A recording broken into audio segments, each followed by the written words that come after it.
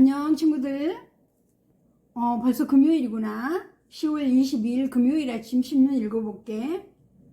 우리가 식탁이 풍요로워졌잖아. 그 이면에 우리가 많은 고기를 먹음으로 인해서 이 육식이 기후위기를 불러왔다는 내용을 읽어볼게. 세계 기념일을 보면 10월은 음식과 관련한 기념일이 많습니다. 1일은 채식주의자의 날, 4일은 동문의 날, 16일은 세계 식량의 날, 17일은 빈곤퇴치의 날 등입니다. 음식과 빈곤퇴치는 깊은 연관이 있습니다. 푸짐한 식탁, 특히 육식을 마음껏 먹는 것은 빈곤의 반대인 풍요의 상징이 되었습니다. 1인 1닭이 문화가 되어버린 우리는 건강을 걱정할 정도가 되었습니다. 우리는 언제부터 육식을 풍요롭게 즐길 수 있게 되었을까요? 1954년 법으로 제정되어 미국의 대식량 지원 전략이 된 잉여농산물 원조법, 즉 PL480을 살펴볼까요? 이 프로그램의 목적은, 즉 PL480의 목적은 첫째, 인도 지원, 둘째, 개발 원조, 셋째, 미국 내 과잉 생산 농산물 처리입니다. 우리나라에는 1955년부터 1981년까지 26년간 지속되었는데 1972년 이후로는 완전 유상으로 잉여 농산물이 도입되었습니다. 당시 원조 기준은 1인당 국민소득이 $500 이하인 국가에 해당되었는데 6.25 전쟁으로 농업 기반이 파괴되어 굶주리던 국민을 살리는 데 큰 기여를 한 것은 사실입니다. 제2차 세계대전 중 미국이 연합국의 식량을 제공하기 위해 농업을 장려하려고 전쟁이 끝나자 잉여 농산물 처리가 골칫거리가 되었습니다. 이런 상황에서 만들어진 PL480은 잉여 농산물을 활용하여 미국의 해외 정책을 관철시키려는 의도로 만들어졌습니다. 인도적 지원도 있지만 사실상 식량으로 상대 국가를 우혹으로 만들려는 의도가 가장 크다고 할 수 있습니다. 우리는 당시 공산 세력과 휴전선으로 대치 중이었기 때문에 농산물 원조로 국방비를 더 많이 지출할 수 있게 되었습니다. 이에 따라 미국은 인도적 국가라는 이미지를 키우고 아시아에서 공산주의를 억제하는 효과를 얻게 됩니다.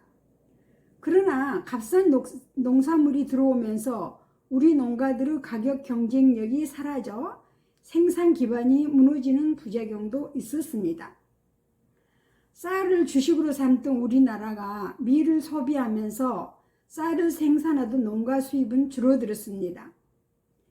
같은 시기 산업화가 진행되며 농촌 인구가 대도시로 유입되어 농촌은 붕괴되기 시작했습니다.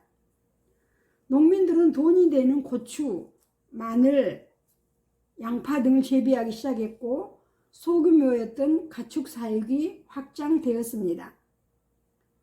그러나 갑작스러운 이상기후, 감염병 확산 등으로 가격이 폭등하거나 폭락하는 사태들이 빈번하게 발생했습니다. 1960년대까지 우리나라의 농가는 음식 찌꺼기나 곡물 부산물로 가축을 키웠습니다. 그만큼 육류 공급량이 적어서 달걀도 귀한 시기였고 고기를 먹는 것은 연례 행사였습니다. 그런데 미국에서 옥수수를 이용한 배합 사료 공장을 만들며 축산업이 확장되기 시작했습니다. 이어 1인당 육류 소비량은 급증했습니다. 1995년에 발효된 우루과이 라운드 세계무역기구 WTO 체제에 농업이 포함되어 소규모 축산농은 사라지고 공장식 축산만 남게 되었습니다. 축산업은 더욱 밀집 사육이 강화되었고 정보기술의 접목으로 생산성이 향상되었습니다. 하지만 위생 문제로 항생제 등 약물 남용이 발생하였고 대규모 분뇨 발생으로 인한 토양 및 수질 오염이 문제가 되고 있습니다. 더욱이 온실가스 메테인 발생, 사료 재배 과정에서 발생할 수 있는 이산화탄소 등으로 축산업은 전 세계 온실가스 배출량 중 18%를 차지하고 있습니다. 인류가 지금과 같이 육류를 풍족하게 먹을 수 있게 된 것은 얼마 되지 않았습니다. 풍요의 상징 국가 미국도 1930년대만 해도 곡물류 중심의 식단이 구성되었으나 1960년대에 이르러서야 쇠고기가 미국 문화의 아이콘이 되었습니다. 이런 변화는 거대 자본이 중심이 되어 공장식 축산, 냉장 가공과 도매 유통의 혁신으로 가능하게 된 것입니다. 자본이 주도하는 농업은 과학기술이 결합하여 질병을 통제하고 다양한 육종을 만들어냈고 유통의 현대화로 지역에서 생산된 육류를 구매하는 소비에서 각종 첨가물로 자극적이고 유통기한이 늘어난 가공 육류를 자동차를 타고 대형 마트에서 구매하는 형태로 변화하게 되었습니다. 인체에 대한 육식의 유무해 논란은 진행 중입니다. 그러나 논쟁과 별개로 기후위기에 과도한 육식이 큰 영향을 미치고 있는 것은 사실입니다.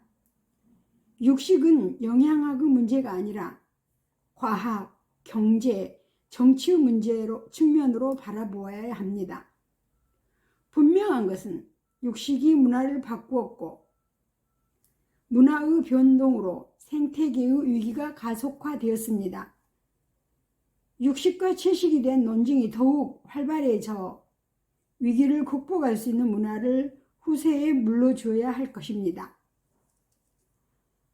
우리가 사실 고기를 많이 먹게 됐잖아. 근데 그게 지금 현재 기후 환경을 불러왔다는구나.